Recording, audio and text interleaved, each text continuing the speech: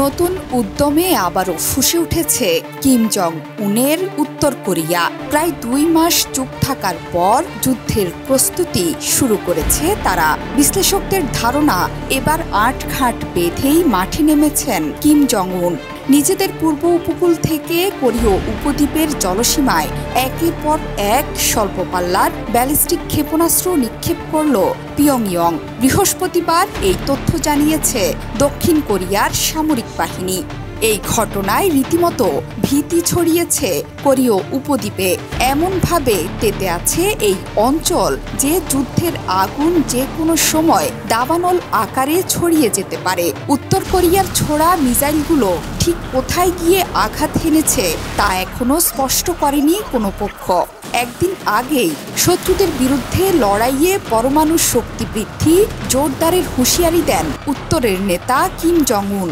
উত্তর কোরিয়া সবসময় বলে আসছে, দক্ষিণ কোরিয়া, জাপান এবং যুক্তরাষ্ট্রের যে কোনো আগ্রাসনের বিরুদ্ধে দাঁত ভাঙা জবাব দেবে তারা।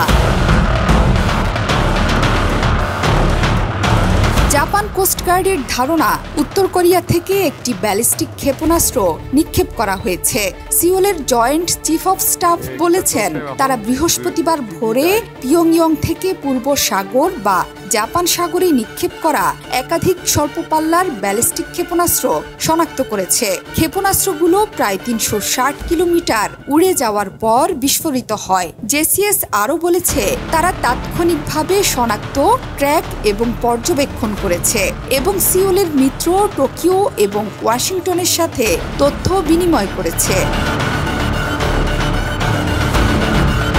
জাপানের কিয়োডো নিউজ এজেন্সি জানিয়েছে, ক্ষেপণাস্ত্র হামলায় ক্ষয়ক্ষতির কোনো খবর পাওয়া যায়নি।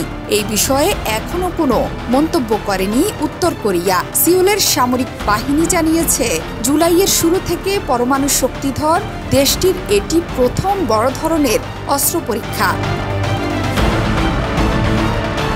সবশেষ গেল 1 জুলাই ক্ষেপণাস্ত্র নিক্ষেপ করে উত্তর কোরিয়া।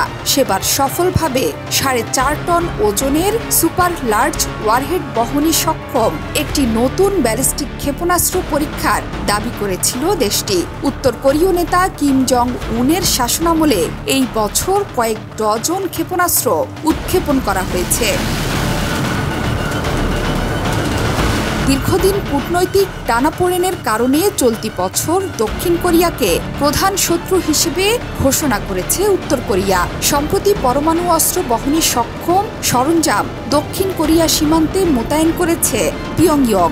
শুধু তাই নয়, কয়েক মাস ধরে দক্ষিণ কোরিয়ায় আবর্জনা বহনকারী বেলুনও পাঠাচ্ছে উত্তর কোরিয়া, যার ফলে বিপাকে পড়তে হচ্ছে দক্ষিণ কোরিয়ার জনগণকে। তবে উত্তর কোরিয়া যুদ্ধে জড়িয়ে পড়লে নিশ্চিতভাবে তাদের পাশে থাকবে মিত্র রাশিয়া এবং চীন। জোহরা চৌধুরী সেতু, 71।